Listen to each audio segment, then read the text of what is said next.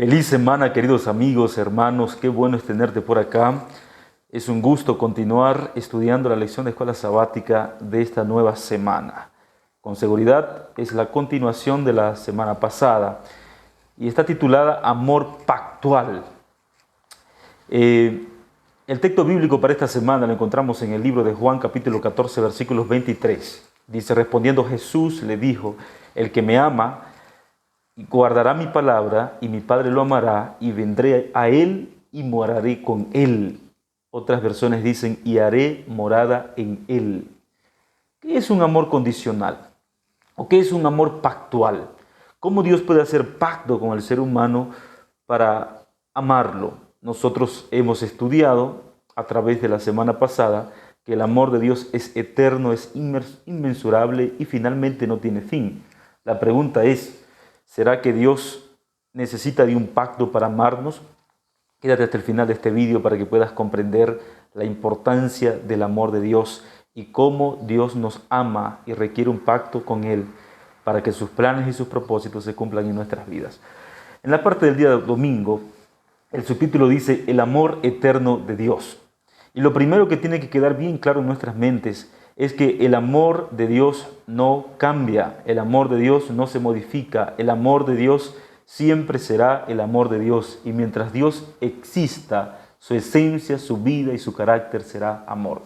Las Escrituras, por ejemplo, dicen, de tal manera amó Dios al mundo que ha dado a su único Hijo para que todo aquel que en Él cree no se pierda, mas tenga vida eterna. Juan capítulo 3, versículo 16. Asimismo, el salmista dijo, el que ama la justicia y el derecho, de la misericordia de Jehová estará llena la tierra. Cuando vamos al Salmo 145, versículo 9, este salmo nos recalca y dice, bueno es Jehová para con todos y su misericordia está en todas sus obras. Recuerde que en el antiguo original hebraico, la palabra misericordia es el equivalente hoy día o en nuestros días a la palabra amor. Por eso hay algunas versiones que utilizan la expresión amor y hay otras versiones que utilizan la expresión misericordia. Sin embargo, cuando vamos al Nuevo Testamento, 2 de Pedro capítulo 3, versículos 9, dice, el Señor no retarda su promesa como algunos la tienen por tardanza, sino que es paciente para con nosotros, no queriendo que ninguno se pierda, sino que todos procedan al arrepentimiento. Entonces, el primer punto que debemos de fijar y entender en esta lección en nuestras mentes es que el plan original y el plan perfecto de Dios siempre será salvar a los seres humanos y no a algunos seres humanos, sino a todos los seres humanos. Interesante. Por ejemplo, cuando vamos a la primera carta de Timoteo, capítulo 2, versículos 3 y 4, él dice, esto es bueno y aceptable delante de Dios nuestro Salvador, quien quiere que todos los hombres sean salvos y que lleguen al conocimiento de la verdad.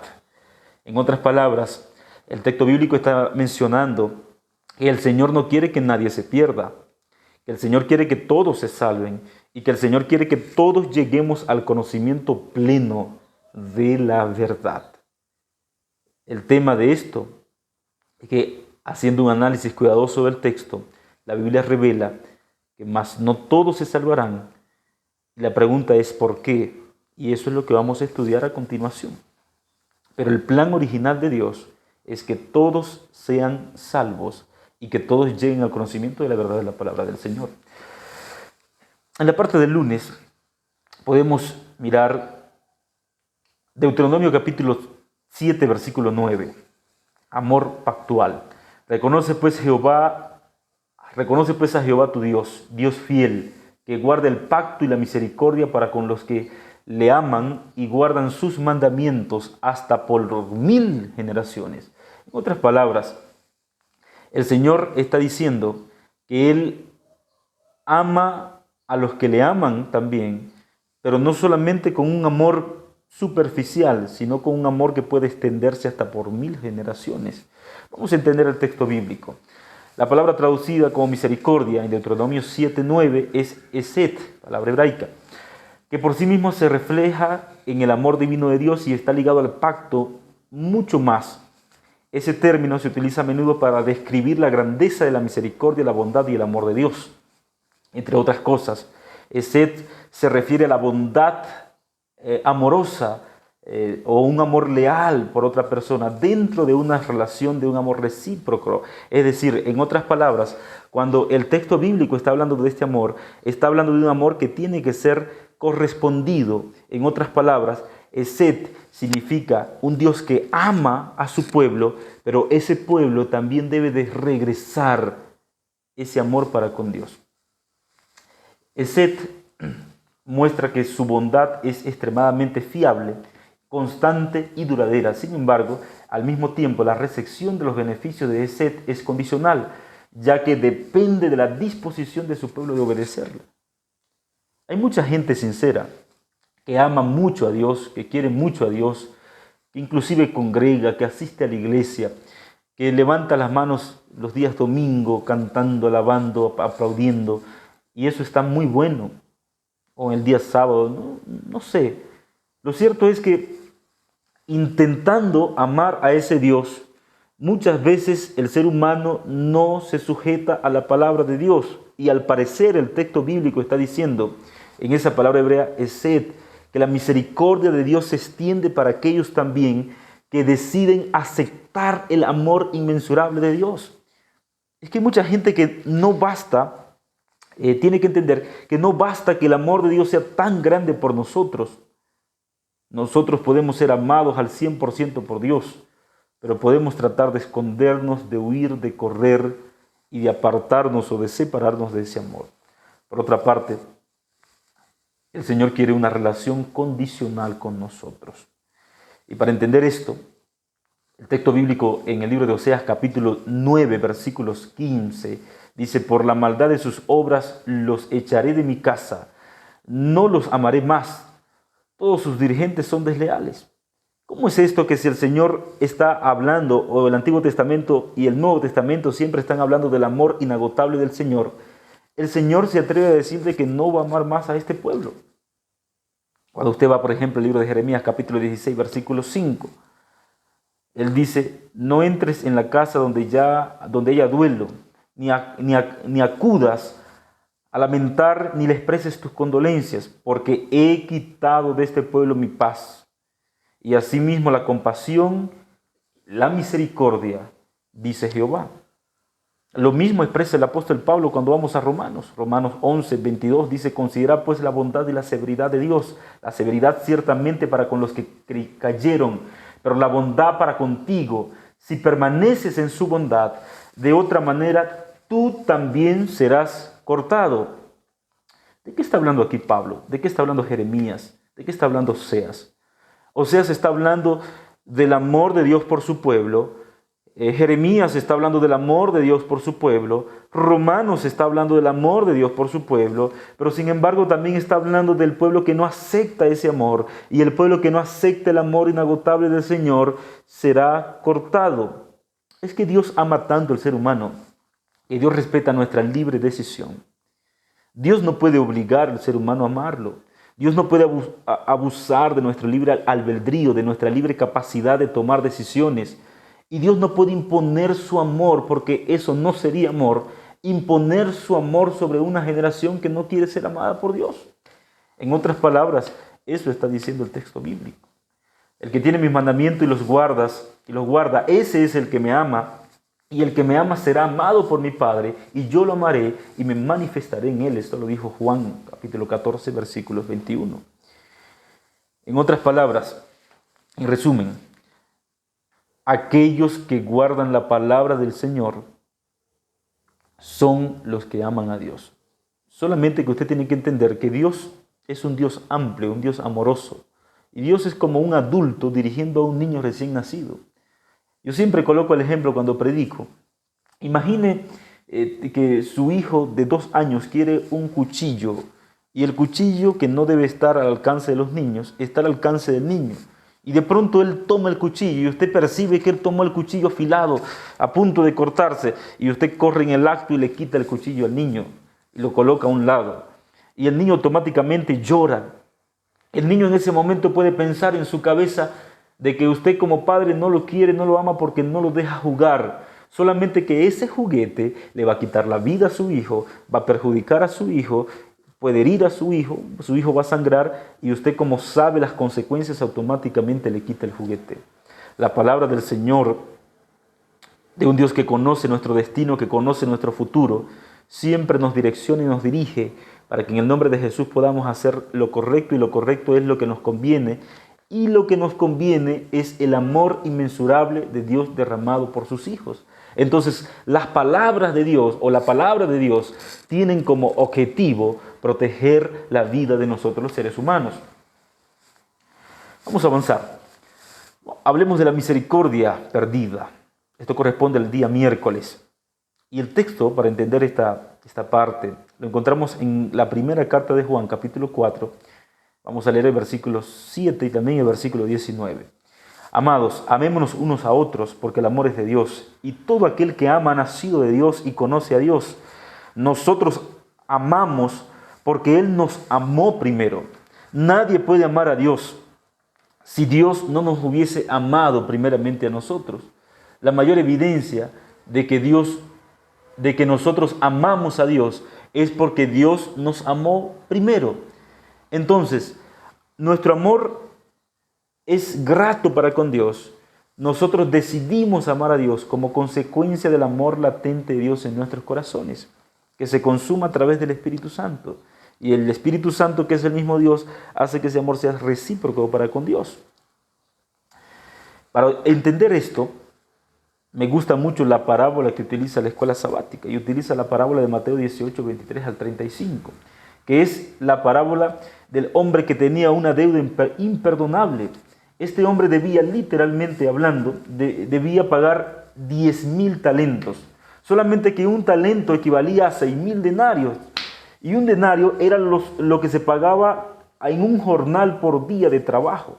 Es decir, para que este hombre pudiese pagar su cuenta, él necesitaría un aproximado de 200 años trabajando. Y el ser humano lo más que vive pues son 100 años. Los más robustos, los más fuertes.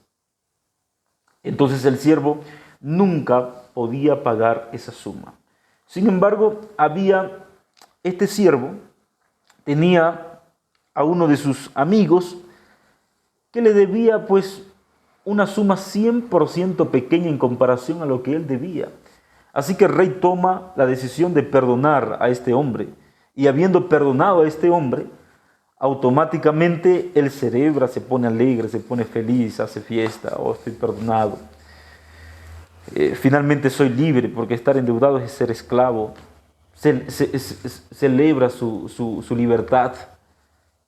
Finalmente, cuando él va al hombre que le debe y el hombre no le puede pagar, aunque es una suma mínima en comparación a lo que él debía, automáticamente lo toma del cuello y empieza a matarlo. Y el rey se enojó cuando se enteró de esto, porque el rey pensó lógicamente como usted ya está pensando en su mente: si a él lo perdonaron, ¿por qué él no pudo perdonar? Y aquí viene la siguiente lección: cuando recibimos de gracia, debemos dar de gracia. Cuando recibimos el perdón divino, debemos estar preparados para perdonar al prójimo. Hay gente que quiere recibir el perdón lindo y divino de Dios, pero no gusta de perdonar al prójimo. Hay gente que le encanta que Dios perdone su pecado, pero no perdona los errores de las personas que se equivocan para con él o para con ella. Hay personas que son especialistas clamando al Señor por el perdón de sus pecados, pero no perdonan al prójimo. Y este es un punto trascendental en la lección de esta semana. Porque todo aquel que recibe el perdón de Dios está llamado a perdonar. Todo aquel que recibe el amor de Dios está llamado a amar. Todo aquel que recibe la gracia divina está llamado a compartir la gracia con otras personas. Todo aquel que recibe el precio de la salvación en la bendita cruz del Calvario por Cristo Jesús está llamado a compartir esa gracia con otras personas. Mira lo que dice, por ejemplo, el último aspecto de esta lección: has recibido de gracias dad. Así como el siervo de la parábola no podía pagar la deuda de su amo, nosotros nunca podríamos compensar a Dios por nuestra falta. Nunca podríamos ganar o merecer el amor de Dios, pero Dios muestra su gran amor para con nosotros en que, siendo aún pecadores, Cristo murió por nosotros. Y alabado sea el nombre de Dios por eso. Porque Romanos 5:8 nos muestra que es posible muchas veces que el ser humano osara morir por alguien bueno, pero Cristo muestra su grande amor para con nosotros en que siendo aún pecadores, Cristo murió por nosotros. Mirá qué tan asombroso amor, dice Juan capítulo 1, versículo 3, capítulo 3, versículo 1. Mirá cuál grande amor nos ha dado el Padre para que seamos llamados hijos de Dios. Un hijo de Dios no es aquel que nunca pecó, que nunca se descarrió, que nunca hizo lo malo, sino aquel que se dejó alcanzar y amar por el inmensurable amor de Cristo Jesús. ¿Cuáles son los desafíos que enfrentas en este día o que enfrentarás durante esta semana? ¿Estás luchando para perdonar a una persona? ¿Estás luchando para olvidar? ¿Estás luchando para sacar el rencor de tu corazón? Cuando el amor inmensurable de Cristo Jesús nos alcanza, nosotros estamos aptos y estamos preparados para transformar con nuestras vidas, nuestro entorno y también a otras personas. Porque aunque nosotros no podemos entender ni comprender el grande amor de Dios, hay algo que sí podemos, y es aceptar ese amor para que ese amor se refleje en nuestras vidas con nuestro prójimo. Gente poderosa, Juan capítulo 15, versículo 12 dice: este es mi mandamiento, que os améis los unos a los otros como yo os he amado. La mejor manera de mostrar nuestra esencia de cristianos consiste en el trato que le damos a las personas que nos rodean. Nos tocó entender esto con lágrimas, nos tocó entender esto muchas veces luchando por resultados. Yo recuerdo que en mi vida siempre me preocupaba más por los resultados que las personas. Siempre me preocupaba más por alcanzar el primer lugar que por tratar bien a las personas. Siempre me preocupé por quedar bien en mi trabajo, en los rankings, en los resultados, hasta que entendí que el Evangelio no era buscar tu propia gloria, hasta que entendí que el Evangelio consistía en amar a las personas independientemente de sus resultados, independientemente de sus condiciones, independientemente si les iba bien o si les iba mal, y allí recién entendí lo que Cristo había hecho por mi vida. Entender el amor de Dios no consiste solamente en predicar bonitos sermones, en explicar lindas escuelas sabáticas los sábados en la iglesia. Entender el amor de Dios consiste en empezar a amar a tu prójimo, y tu prójimo es el que está más próximo de ti.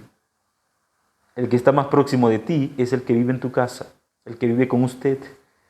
Es tu papá, es tu mamá, es tu sobrina, es tu sobrino, es tu primo, es tu esposa, es tu esposo. No sé con quién vive. Y si vives solo, pues igual tienes un círculo en tu trabajo, igual tienes un círculo de personas allegadas a ti. Pero el ser humano, tristemente, hasta el día de hoy, muchos de los seres humanos están acostumbrados a hacer tinieblas con su prójimo y a hacer luz en la calle, cuando el evangelio verídico y verdadero empieza por casa. Finalmente, el amor de Dios es tan grande que la Escritura dice, la Escritura inspirada dice en el libro El Camino a Cristo: presentad a Dios tus necesidades, tristezas, gozos, preocupaciones y temores. No puedes incomodarlo ni agobiarlo. El que tiene contado todos los cabellos de tu cabeza no es indiferente a las necesidades de sus hijos. Es que el Señor es muy compasivo y misericordioso con nosotros. El Dios que conoce todo nuestro ser, toda nuestra alma, que conoce inclusive la cantidad de cabellos que tenemos en nuestra cabeza, no es un Dios que ignora tus lágrimas, que ignora tus necesidades, que ignora tus problemas, que ignora la dificultad que estás pasando, que ignora la deuda que estás enfrentando para pagar, que ignora las necesidades que estás viviendo allí con tus hijos, o que ignora tal vez las circunstancias, los problemas o las dificultades que estás viviendo en el matrimonio, o en la sociedad, o en el lugar donde vives, o con tu comunidad, o con tus colegas y compañeros de trabajo. Entonces nosotros debemos de llevar cada una de nuestras peticiones a ese Dios compasivo y misericordioso, porque su amor es tan grande, inclusive tan grande para con nosotros, que se muestra en los pequeños detalles. A mí me gustaría concluir con este pensamiento. Las relaciones entre Dios y cada alma son tan especiales y únicas como si no hubiese otra alma de la que ocuparse ni por la cual entregar a su Hijo amado. Jesús fue capaz de entregar inclusive a Jesús si una sola persona hubiese aceptado el Evangelio de Cristo. Pero el Evangelio de Cristo ha sido aceptado por miles y millones de personas a través de la historia. Esto significa que Dios tiene un amor particular y personal con los seres humanos. Dios es un Dios que queriendo salvar a todos, porque Juan capítulo 3, versículo 17 dice, porque Dios no envió a su Hijo al mundo para condenar al mundo, sino para que el mundo sea salvo por él. Un Jesús que pretende salvar a todos, pero necesita por lo menos una cosa de nosotros, que aceptemos ese amor. Número 2, que vivamos en su palabra. Número 3, vivir en su palabra significa ser recíproco con el amor que hemos recibido de Dios. Si usted está dispuesto a aceptar el amor de Jesús, si usted está dispuesto a andar en la palabra de Jesús y a vivir en su amor, entonces te invito a orar para que en esta semana el amor de Cristo Jesús se pueda manifestar de manera contundente y poderosa en tu vida. Querido Dios, bendice a la persona que está mirando este vídeo. Permite que en el nombre de Jesús el amor misericordioso e inmensurable del Señor lo pueda alcanzar. Que podamos hacer un pacto de entregarnos a ti y aceptar ese amor, porque el Señor que nos ama de manera incondicional, pero también espera que nosotros podamos responder al amor infinito del Señor. Bendice nuestras vidas, oramos en el nombre de Jesús. Amén.